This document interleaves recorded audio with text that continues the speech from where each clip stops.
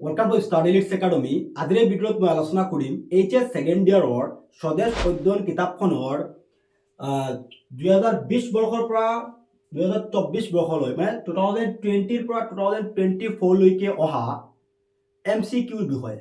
তোমালোকে নিশ্চয় গম পোৱা যে তোমালোকৰ এখন কিতাপ আছে ভূগোল আৰু আন এখন হৈছে বুৰঞ্জী। ভূগোল আৰু বুৰঞ্জীৰ পৰা ভূগোলৰ পৰা টোটেল 6টা কুৱেশ্যন আহে MCQ আৰু বুৰঞ্জীৰ পৰা কেইটা আহে টোটেল 6টা MCQ আহে। তোমালোকৰ কোৰ্সটো ষ্টাৰ্ট হৈছিল 2020 বৰ্ষৰ পৰা 2020 ৰ পৰা 24 লৈকে যি কেইটা MCQ আহিছে গোটেইখিনিৰ কুৱেশ্যনৰ লগত আমি আনসাৰ ডিসকাস কৰিম। তোমালোকে ভিডিওটো ভালদৰে ওয়াচ কৰিবা আৰু ইয়াৰ পৰা তোমালোকৰ ফাইনেল পৰীক্ষাটো কুৱেশ্যন কমন থাকিব। তো ভিডিওটো স্কিপ নকৰি ভালদৰে তোমালোকে ওয়াচ কৰি ধুনীয়াকৈ লিখি ৰাখিবা। আৰু এটা কথা কৈ দিওঁ, আজিৰ এই ক্লাছটোৰ PDF তোমালোকে ক'ত লাভ কৰিবা ভিডিওটোৰ শেষত মই কৈ দিম, তোমালোকে অন্তিম সময়লৈকে ভিডিওটো চাই থাকিবা। তেতিয়াহ'লে অহা ভিডিওটো আৰম্ভ কৰোঁ। সো প্ৰথম হৈছে আমাৰ ভূগোল।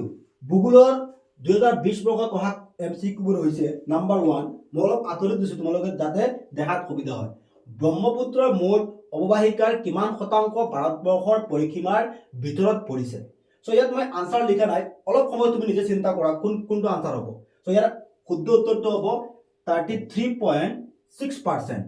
ব্ৰহ্মপুত্ৰৰ মুঠ অৱবাহিকাৰ 33.6 অংশ ভাৰতবৰ্ষৰ পৰিসীমাৰ ভিতৰত পৰিছে। নেক্সট 2 নম্বৰ, উত্তৰ পূৰ্বাঞ্চলৰ কোনখন ৰাজ্যৰ জনসংখ্যাৰ ঘনত্ব আটাইতকৈ বেছি? সো উত্তৰ পূৰ্বাঞ্চলৰ ৰাজ্যসমূহৰ ভিতৰত কোনখন ৰাজ্যৰ জনসংখ্যাৰ ঘনত্ব মানে কি? জনসংখ্যা বেছি কোৱা নাই, এইটো জনসংখ্যা বেছি ক'লে আমাৰ ইয়াত বেলেগ ৰাজ্য আহি যাব। ইয়াত কৈছে জনসংখ্যাৰ ঘনত্ব, তেতিয়াহ'লে আনসাৰ হ'ব আমাৰ নাগালেণ্ড হ'ব। জনসংখ্যাৰ ঘনত্ব মানে প্ৰতি বৰ্গ কিলোমিটাৰত কিমানজন মানুহ বেছি থাকে, মানে নাগালেণ্ডত হৈছে আমাৰ জনসংখ্যাৰ ঘনত্ব আটাইতকৈ বেছি হ'ব। ঠিক আছে, জনসংখ্যা বেছি নহয়, ঠিক আছে, জনসংখ্যাৰ ঘনত্ব। অসমত কিমান প্ৰজাতিৰ বাঘ পোৱা যায়? ইয়াৰ আনসাৰটো হ'ব 42। ইংলিছত এনেকৈ হ'ব 42। অসমত 42 প্ৰজাতিৰ বাঘ পোৱা যায়। নামেৰী ৰাষ্ট্ৰীয় উদ্যান কোনখন জিলাত অৱস্থিত? নামেৰী ৰাষ্ট্ৰীয় উদ্যানখন কোনখন জিলাত আছে? সো তোমালোকে এই অসমত যিকেইখন ৰাষ্ট্ৰীয় উদ্যান আছে, টোটেল আমাৰ ৰাষ্ট্ৰীয় উদ্যান কেইখন আছে? টোটেল আমাৰ 7খন আছে। কেইখন আছে টোটেল? 7খন। ঠিক আছে, নতুনকৈ আমাৰ কি হৈছিলে 2021ত কি হৈছিল আমাৰ ডিব্ৰু চৌখোৱা। ঠিক আছে, ডিব্ৰু চৌখোৱা আৰু ৰায়মনা ৰাষ্ট্ৰীয় উদ্যান নতুনকৈ হৈছিলে। সো এই টোটেল 7খন তোমালোকে মনত ৰাখিবা। 7খন মানে কোন ডিষ্ট্ৰিক্টত আছে বা লোকেশ্যনখিনি মনত ৰাখিবা। তোমালোকৰ পৰীক্ষাত 100% কমন পাবা যে এখন যিকোনো ৰাষ্ট্ৰীয় উদ্যানৰ লোকেশ্যন ক'ত আছে। এতিয়া কুৱেশ্যনটোত কৰিছে নামেৰী ৰাষ্ট্ৰীয় উদ্যান কোনখন জিলাত অৱস্থিত? নামেৰী ৰাষ্ট্ৰীয় উদ্যান শোণিতপুৰ জিলাত। কোনখন জিলাত? শোণিতপুৰ। আমাৰ যিসকল শোণিতপুৰৰ ছাত্ৰ ছাত্ৰী আছে তেওঁলোকেতো গম পাই যাব। তো তোমালোকে এই টোটেল আমাৰ ৰাষ্ট্ৰীয় উদ্যান 7খন আছে, এই 7খনৰ লোকেশ্যন শিকিব লাগিব। ঠিক আছে, মই লাষ্টত তোমালোকক দি দিম ক'ত পাব লাগে এই 7খনৰ। ধুনীয়াকৈ মই এইখিনি প্ৰস্তুত কৰিছোঁ। কাজিৰঙা ক'ত আছে, ওৰাং ৰাষ্ট্ৰীয় উদ্যান ক'ত আছে, নামেৰী ক'ত আছে, ইয়াৰ পিছত ডিব্ৰু চৌখোৱা ক'ত আছে, গোটেইখিনি ধুনীয়াকৈ তোমালোকক মই প্ৰভাইড কৰি দিম, চিন্তা কৰিব নালাগে। আমাৰ নেক্সট কুৱেশ্যন, ভাৰতবৰ্ষত মুঠ খাৰুৱা তেলৰ উৎপাদনৰ কিমান শতাংশ অসমত উৎপাদন হয়? খাৰুৱা তেলৰ কিমান শতাংশ উৎপাদন হয় অসমত? ইয়াত অপশ্যন আছে 17%, 22%, 27, 34। টোটেল হ'ব আমাৰ আনসাৰটো হ'ব ৰাইট আনসাৰ 17%। কিমান হ'ব? 17%। নেক্সট কুৱেশ্যন, অসমত কোন জিলাৰ পানীদিহিং অভয়াৰণ্য অৱস্থিত? চোৱা, এইটো আকৌ আহিছিল পৰীক্ষাত। কোনখন জিলাত পানীদিহিং অভয়াৰণ্য আছে? পানীদিহিং কোনখন জিলাত আছে? পানীদিহিং কোনখন জিলাত আছে? ইয়াত এটা আহিছিলে ক'ত কি আছিল? নামেৰী ৰাষ্ট্ৰীয় উদ্যান, শোণিতপুৰ পাইছো। পানীদিহিং একেবাৰে সহজ। সো পানীৰ লগত কি? পানীদিহিং, চোৱা পানী সাগৰ, পানী মানে সাগৰ। ঠিক আছে, পানীদিহিং ক'ত আছে? আমাৰ শিৱসাগৰত আছে। শিৱসাগৰত পানীদিহিং অভয়াৰণ্যখন আছে। অভয়াৰণ্য, চোৱা অভয়াৰণ্য আৰু ৰাষ্ট্ৰীয় উদ্যান বেলেগ। ৰাষ্ট্ৰীয় উদ্যান আমাৰ 7খন। ৰাষ্ট্ৰীয় উদ্যান কেইখন আছে? টোটেল নেশ্যনেল পাৰ্ক কেইখন আছে? ৰাষ্ট্ৰীয় উদ্যান 7খন আৰু অভয়াৰণ্য কেইখন আছে অসমত? টোটেল 18খন আছে। আৰু পানীদিহিং অভয়াৰণ্যখন ক'ত আছে? আমাৰ শিৱসাগৰত আছে। যদি কুৱেশ্যন আহে অসমত টোটেল কেইখন মুঠ হেৰি আছে ৰাষ্ট্ৰীয় উদ্যান, আনসাৰ হ'ব 7। অভয়াৰণ্য কেইখন আছে? 18খন আছে। ঠিক আছে, বুজি পাইছা? পানীদিহিং ক'ত আছে? শিৱসাগৰত আছে। এইখিনি আমাৰ 2020 বৰ্ষত আছিল। 21ত হোৱা নাছিল পৰীক্ষা কোভিডৰ কাৰণে। 22 কি আছিল? অসমত কোনটো অৰ্থনৈতিক বৃত্তিত সৰ্বাধিক ব্যক্তি জড়িত? আনসাৰটো হ'ব প্ৰাথমিক দ্বিতীয় তৃতীয় চতুৰ্থ আনসাৰটো হ'ব প্ৰাথমিক কি হ'ব প্ৰাথমিক নেক্সট কোন চনত ছিকিমক ভাৰতবৰ্ষৰ উত্তৰ পূৰ্বাঞ্চলৰ এখন ৰাজ্য হিচাপে অন্তৰ্ভুক্ত কৰা হয় ছিকিমক কেতিয়া ভাৰতবৰ্ষৰ নৰ্থ ইষ্টৰ এখন ৰাজ্যৰ হিচাপে অন্তৰ্ভুক্ত কৰা হয় 1947 1962 1972 ৰাইট টু আনসাৰ হ'ব 2002 চনত কি হ'ব 2002 চনত ঠিক আছে ইয়াৰ পিছৰ কোৱেশ্চন ৰাষ্ট্ৰসংঘৰ সাধাৰণ সভাই 2015 চনৰ কিমানটা বহনক্ষম উন্নয়ন লক্ষ্য গ্ৰহণ কৰিছিল ইয়াৰ শুদ্ধ উত্তৰটো হ'ব আমাৰ 17 আনসাৰটো হ'ব 17 21 আছে 15 আছে 11 আছে শুদ্ধ উত্তৰটো হ'ব 17 নেক্সট কোৱেশ্চন অসমত কোন চনত খাৰুৱা তেলৰ সম্ভেদ পোনপ্ৰথমে পোৱা গৈছিল খাৰুৱা তেলৰ সম্ভেদ পোৱা গৈছিল অপচন আছে 1822 1889 1921 1958 so right answer to 1889 বহুত ইম্পৰ্টেন্ট অলপ আৰু মই ইয়াৰ ৰিলেটেড আৰু এটা কথা কৈ দিওঁ কোন চনত খাৰুৱা তেলৰ সম্ভেদ পোৱা গৈছিল 1889 ক'ত পোৱা গৈছিল সম্ভেদটো ক'ত পোৱা গৈছিল ডিগবৈত পোৱা গৈছিল ক'ত পোৱা গৈছিল ডিগবৈত আৰু যদি কোৱা হয় ডিগবৈত কেতিয়া ডিগবৈ তেল খদানটো কেতিয়া স্থাপন কৰা হৈছিল 1901 ডিগবৈ কেতিয়া শোধনাগাৰটো হেৰি কৰা হৈছিল 1901 সম্ভেদ কেতিয়া পোৱা হৈছিল 1889 ক'ত পোৱা গৈছিল ডিগবৈত পোৱা গৈছিল নেক্সট কোৱেশ্চন কোনবিধ মানচিত্ৰ মাপনিত সেন্টিমিটাৰ ইঞ্চি ফুট আদি এককৰ উল্লেখ নেতাকে আনসাৰ কোৱেশ্চন দিছে অপচন উক্তি মাপনি ৰৈখিক মাপনি নিৰূপক ভগ্নাংশ কৰ্ণ মাপনি সো ৰাইট আনসাৰটো হ'ব উক্তি মাপনি কি হ'ব উক্তি মাপনি নেক্সট এলেকা অনুসৰি অসমৰ কোনখন ৰাষ্ট্ৰীয় উদ্যান সকলোতকৈ সৰু মানে সকলোতকৈ সৰু ৰাষ্ট্ৰীয় উদ্যান smallest national park of Assam কেইখন নেশ্যনেল পাৰ্ক আছে টোটাল 7খন আছে সবাতকৈ সৰু হ'ব অপচন মানস ওৰাং নামেৰি আৰু কি দিছে ডিব্ৰু চৌখোৱা সো ৰাইট আনসাৰটো হ'ব সবাতকৈ সৰু স্মলেষ্ট হ'ব ওৰাং ৰাষ্ট্ৰীয় উদ্যান আৰু সবাতকৈ ডাঙৰ হ'লে কাজিৰঙা সবাতকৈ ডাঙৰ যদি কোৱা হয় কাজিৰঙা ৰাষ্ট্ৰীয় উদ্যান ঠিক আছে কাজিৰঙা সবাতকৈ ডাঙৰ হ'ব আমাৰ কাজিৰঙা সবাতকৈ সৰু হ'ব আমাৰ ওৰাং ৰাষ্ট্ৰীয় উদ্যান নেক্সট কোৱেশ্চন 2023 অহা কোৱেশ্চন এইটো আমাৰ কি আছিল ভূগোলৰ পৰা অহা কোৱেশ্চন তলত দিয়া অসমৰ কোনখন জিলা পাহাৰীয়া কাছাৰ কামৰূপ কাৰ্বি আংলং যোৰহাট সো কাৰ্বি আংলং সকলোৱে নিশ্চয় গম পোৱা কাৰ্বি আংলং হৈছে পাহাৰীয়া জিলা অসমৰ কোন স্থানত প্ৰথমতে কয়লা আৱিষ্কাৰ হৈছিল কয়লা ক'ত আৱিষ্কাৰ হৈছিল কয়লা হৈছিল আমাৰ ইয়াত অপচন আছে নাহৰকটীয়া লিডু মাৰ্গেৰিটা মাকুম আনসাৰটো হ'ব মাকুমত কয়লা আৱিষ্কাৰ হৈছিল নেক্সট কোৱেশ্চন 2011 চনৰ লোকপিয়ল মতে অসমৰ মুঠ জনসংখ্যা আছিল টোটেল জনসংখ্যা 2011 ৰ সেন্সাস মতে মানে সেন্সাসৰ ওপৰত কোৱেশ্চন আহে তোমালোকৰ চাবা সেন্সাসৰ ওপৰত তো টোটেল জনসংখ্যা কি আছিল 3.12 কোটি মানে 3.12 কোটি হ'ব 3.12 কোটি হ'ব আমাৰ 2011 চনৰ লোকপিয়ল মতে অসমৰ জনসংখ্যা সো 2011 ৰ পাছত এতিয়ালৈকে আমাৰ লোকপিয়ল হোৱা নাই ঠিক আছে টোটেল আমাৰ 3.12 কোটি আৰু যদি কোৱা 2011 চনৰ লোকপিয়ল মতে অসমৰ সাক্ষৰতাৰ হাৰ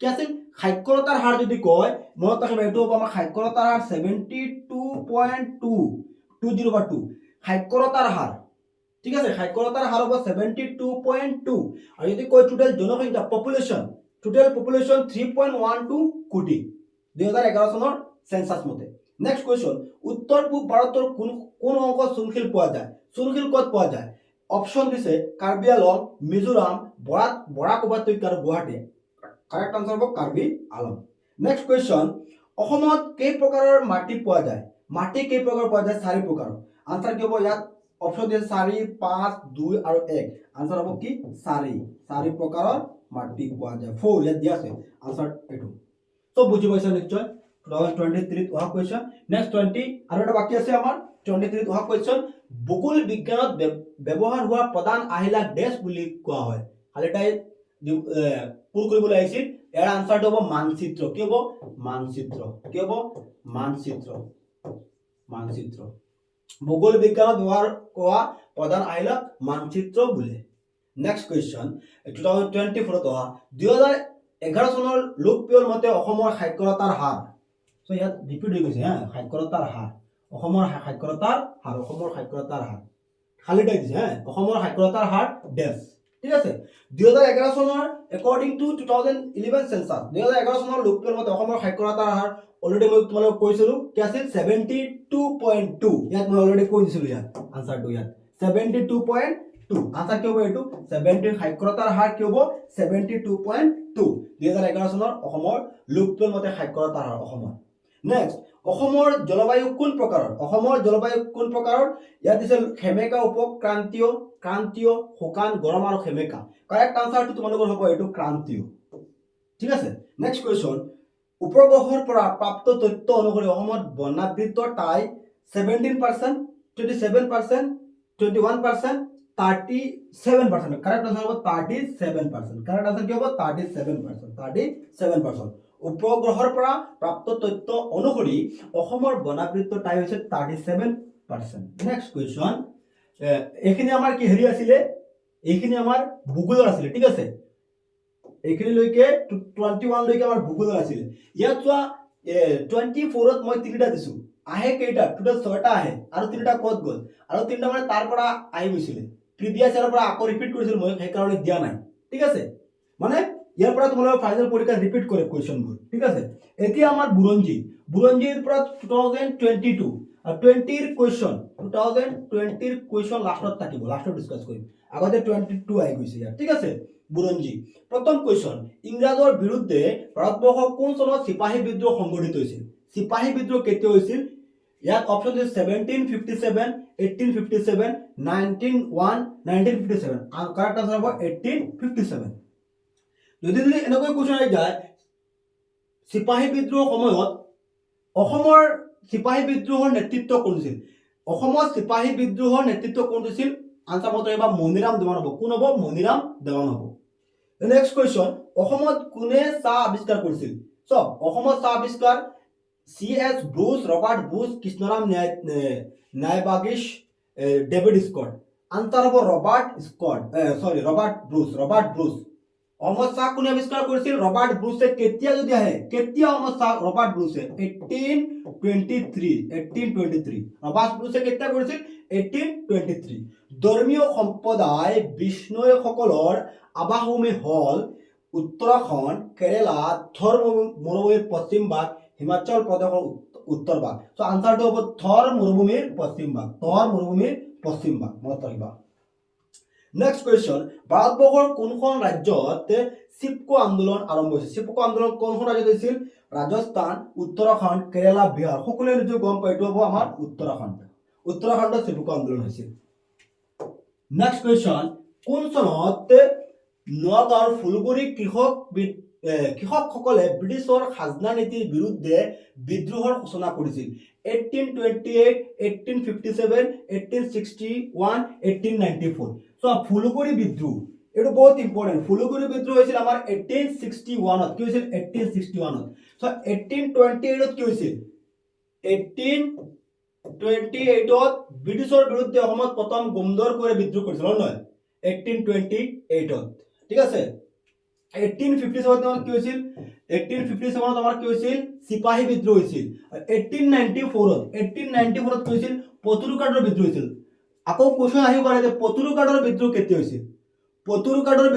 হৈছিল চোৱা ফুলগুৰিৰ বিদ্ৰোহ নগাঁৱৰ ফুলগুৰি আৰু পতুৰুকাডৰ দৰংগত এখন ঠাই হয় ন দৰংগৰ এখন ঠাই পতুৰুকাডৰ হ'ব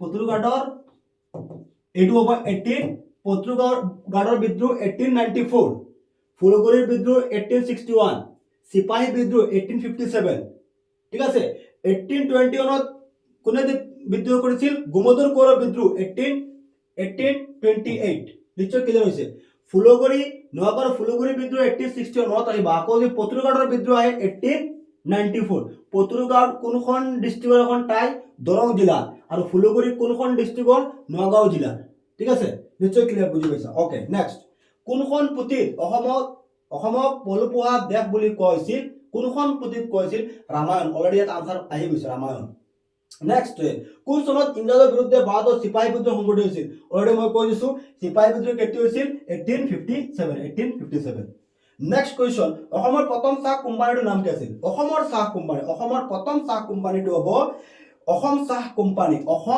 কোম্পানী আৰু এইটো কোনে প্ৰতিষ্ঠা কৰিছিল মনত ৰাখিবা মনিৰাম দেৱানে বা এনেকৈ যদি কুৱেশ্যন আহে ব্যৱসায়িক দিশত অসমৰ প্ৰথম চাহ বিজনেছ কৰা বা চাহৰ বিজনেছ কৰা ব্যক্তিজন কোন আছিল মনিৰাম দেৱান হ'ব ভাৰতবৰ্ষৰ বা অসমৰ কোন আছিল মনিৰাম দেৱান অসমৰ প্ৰথম চাহ কোম্পানীটোৰ নাম কি অসম চাহ কোম্পানী প্ৰতিষ্ঠা কোনে কৰিছিল এই প্ৰতিষ্ঠা কৰিছিল আমাৰ মনিৰাম দেৱানে কেতিয়া যদি আহে অসম চাহ কোম্পানী প্ৰতিষ্ঠা কেতিয়া হৈছিল 1839 কেতিয়া হৈছিল 1839 অসম চাহ কোম্পানী কেতিয়া প্ৰতিষ্ঠা হৈছিল 1839 কোনে প্ৰতিষ্ঠা কৰিছিল মনিৰাম দেৱানে অসমৰ প্ৰথম চাহ কোম্পানীটোৰ নাম কি অসম চাহ কোম্পানী প্ৰতিষ্ঠা কেতিয়া হৈছিল 1839 কোনে প্ৰতিষ্ঠা কৰিছিল মনিৰাম দেৱানে মনত ৰাখিবা মনিৰাম দেৱানে নেক্সট কুৱেশ্যন অৰুণোদয় কৰ পৰা প্ৰকাশ হৈছিল অৰুণোদয় গুৱাহাটী শিৱসাগৰ যোৰহাট কলিকতা আনসাৰ হ'ব শিৱসাগৰ কৰ হ'ব শিৱসাগৰ যদি আহে অৰুণোদয় কেতিয়া প্ৰকাশ পাইছিল মনত ৰাখিবা ইয়াৰটো মনত ৰাখিবা 1846 1846 চনত 1846 অৰুণোদয় প্ৰকাশ পাইছিল কৰ পৰা প্ৰকাশ পাইছিল শিৱসাগৰৰ পৰা নেক্সট অসমে ভাৰতবৰ্ষৰ খনিজ তেলৰ কিমান শতাংশ উৎপাদন কৰে অলৰেডি আগতে পাইছিল কুৱেশ্যনটো 17% সাইলেন্ট স্প্ৰিং নামৰ গ্ৰন্থখনৰ লেখক কোন ৰাছেল কাৰ্চন ইয়াত আছে ৰাছেল কাৰ্চন আৰু অপচন দিয়া আছে মেধা পাটেকাৰ মাধৱ গেটগিল আনসাৰ হ'ব ৰাছেল কাৰ্চন কুটুহা হল এটা প্ৰজাতিৰ ডেছ কি আছে পাট পলু বা আনসাৰ কি হ'ব বা নিশ্চয় বুজি পাইছা এইখিনি ভালকে শিকিবা পৰীক্ষাত আহিব ইয়াৰ পৰা নেক্সট কুৱেশ্যন 2024 অহা কুৱেশ্যন তলত কোনটো পাৰিৱেশিক আন্দোলন ক্ৰান্তিক চিৰসেউজ বনাঞ্চল ধ্বংসৰ বিৰুদ্ধে গঢ়ি উঠিছিল মানে কোনটো পাৰিৱেশিক আন্দোলন ক্ৰান্তিক চিৰসেউজ বনাঞ্চল ধ্বংসৰ বিৰুদ্ধে বনাঞ্চল গছ-গছনি কটাৰ বিৰুদ্ধে উঠিছিল কোনটো চিপকো আন্দোলন নীৰৱ উপত্যকা আন্দোলন এপিক আন্দোলন বিষ্ণু আন্দোলন আনসাৰ কি হ'ব চিপকো মুভমেন্ট চিপকো আন্দোলন অৰুণোদয় কৰ পৰা প্ৰকাশ পাইছিল অলৰেডি আগতে আহিছিল এইটো চোৱা শিৱসাগৰ সব কোৱেশ্যনবোৰ ৰিপিট কৰে ঠিক আছে ৰহৰ ব্যৱহাৰ কৰা হয় কিহৰ কাৰণে ইয়াত অপচন আছে গছৰ আটা পানী ফটফটিয়া কৰি ৰখাৰ কাৰণে আনসাৰটো হ'ব 2 নম্বৰটো ঠিক আছে নেক্সট ফুলগুৰি বিদ্ৰোহ কোন চনত হৈছিল অলৰেডি মই কৈছো না তোমালোকক ফুলগুৰি বিদ্ৰোহ আগতে হৈছিল 1861 পতুলঘাট হলে 1894 হলে ঠিক আছে নেক্সট কুৱেশ্যন 2020 অহা কুৱেশ্যন ঐতিহাসিক ইয়াণ্ডাবু সন্ধি কোন চনত সংগঠিত হৈছিল স্বাক্ষৰিত হৈছিল ইয়াণ্ডাবু সন্ধি কেতিয়া হৈছিল 1826 ঠিক আছে 1823 আমাৰ অসমত চাহ আৱিষ্কাৰ হৈছিল ওকে নেক্সট কোন চনত ভাৰতীয় জাতীয় কংগ্ৰেছে ভাৰত ত্যাগ আন্দোলন প্ৰস্তাৱ গ্ৰহণ কৰিছিল বা ভাৰত ত্যাগ আন্দোলন কেতিয়া হৈছিল 1942 কি হ'ব 1942 আহোম আৰু মোগলৰ মাজত শৰাইঘাটৰ ৰণ কোন চনত সংঘটিত হৈছিল এইটো হ'ব আমাৰ অপচন 1671 শৰাইঘাটৰ যুদ্ধ কেতিয়া হৈছিল 1671 কাৰ মাজত হৈছিল আহোম আৰু মোগলৰ মাজত আহোমৰ সেনাপতি কোন আছিল আহোমৰ সেনাপতি আছিল লাচিত বৰফুকন নিশ্চয় সকলো গম পোৱা লাচিত বৰফুকন নেক্সট কুৱেশ্যন অসমত স্থাপন কৰা প্ৰথম তেল শোধনাগাৰ কোনটো তেল শোধনাগাৰ নিশ্চয় তোমালোকে গম পোৱা এইটো হ'ব ডিগবৈ কি হ'ব ডিগবৈ তেল শোধনাগাৰ আৰু কেতিয়া হৈছিল ডিগবৈ তেল শোধনাগাৰ কেতিয়া স্থাপন কৰা হৈছিল 1901 অলৰেডি মই কৈছো নেক্সট কুৱেশ্যন অসমত কিমানখন বন্যপ্ৰাণী অভয়াৰণ্য আছে অভয়াৰণ্য কেইখন আছে অসমত কিমানখন অভয়াৰণ্য আছে বন্যপ্ৰাণী অভয়াৰণ্য আছে এই কুৱেশ্যনটো তোমালোকৰ কাৰণে মই এৰি দিছো অপচন আছে 5 8 11 আৰু 18 5খন 18খন 11খন 18খন টোটাল কেইখন অভয়াৰণ্য আছে আনসাৰটো তোমালোকে কমেন্ট কৰি কমেন্ট বক্সত জনাবা আৰু যদি তোমালোকে ভিডিওটো মনোযোগেৰে চাইছা মই ভিডিওৰ মাজত কৈছিলো কেইখন অভয়াৰণ্য আছে হয় না নিশ্চয় মই কৈছো যদি ভালকে চাইছা তোমালোকে কমেন্টছত এই কুৱেশ্যনটো আনসাৰ জনাবা ঠিক আছে সো আশা কৰো তোমালোকে বুজি পাইছা মই তোমালোকৰ 20 ৰ পৰা 24 লৈকে অহা তোমালোকৰ ভূগোল আৰু বুৰঞ্জীৰ এমচিকিউ খন ডিসকাস কৰিছো আই হোপ তোমালোকে ভালকে শিকি লবা ভিডিওটো আৰম্ভত মই তোমালোকক কৈছিলো যে পিডিএফ টোৰ কাৰণে পিডিএফ টো তোমালোকে ক'ত পাবা ঠিক আছে যিসকলৰ আজিৰ ক্লাছটোৰ পিডিএফৰ প্ৰয়োজন তোমালোকে এটা কাম কৰিবা যে আমাৰ ষ্টাডিলিটস একাডেমি এপটো ইনষ্টল কৰি লবা তোমালোকৰ মাজত বহুতৰে অলৰেডি আমাৰ এপটো ইনষ্টল কৰা আছে যিসকলৰ এপটো ইনষ্টল কৰা নাই তোমালোকে এপটো ইনষ্টল কৰি লবা ঠিক আছে এপটো ইনষ্টল কৰাৰ পাছত আমাৰ এই যে সেকেন্ডাৰী যেটো সেকশন আছে এই যে সেকেন্ডাৰত ক্লিক কৰিবা এই যে সেকেন্ডাৰত ক্লিক কৰাৰ পিছত আমাৰ স্বদেশ অধ্যয়ন সাবজেক্টখন আহিব স্বদেশ অধ্যয়নত ক্লিক কৰিবা ঠিক আছে স্বদেশ অধ্যয়নত ক্লিক কৰাৰ পিছত তাত এটা শব্দ লেখা থাকিব কন্টেন্ট কি লেখা থাকিব কন্টেন্ট এই কন্টেন্টত ক্লিক কৰিবা আজিৰ ভিডিঅ'টো তাত দেখাব তোমালোকে MCQ লিখা আছে MCQ 2020 to 2024 ঠিক আছে তোমালোকে তাৰ পৰা চাব পাৰিবা তাৰ পৰা লিখিব পাৰিবা ইয়াৰ পাছত যদি তোমালোকৰ মাজৰ যদি কোনো ছাত্ৰ ছাত্ৰীয়ে আমাৰ ষ্টাডিজ একাডেমীৰ কোৰ্ছবোৰত জইন হ'ব বিচাৰিছা আমাৰ ইয়াত তোমালোকৰ এতিয়া সেকেন্ড ইয়াৰৰ ফুল কোৰ্সও আছে এতিয়া সেকেন্ড ইয়াৰৰ মডেলও আছে যদি কোনোবাই এতিয়া সেকেন্ড ইয়াৰৰ ফুল কোৰ্সত জইন হ'ব বিচাৰিছা আৰু যদি তোমালোকে এতিয়া সেকেন্ড ইয়াৰৰ ফুল কোৰ্সত ক্লিক কৰিবা আমাৰ সাবজেক্টবোৰ দেখাবা যদি আমাৰ মডেলত জইন হ'ব বিচাৰিছা মডেলত ক্লিক কৰিবা মডেলত ক্লিক কৰিলে আমাৰ এই সাবজেক্টবোৰ আহিব চাৰিখন মডেল আছে এডুকেশ্যন পলিটিক্যাল ইংলিছ আৰু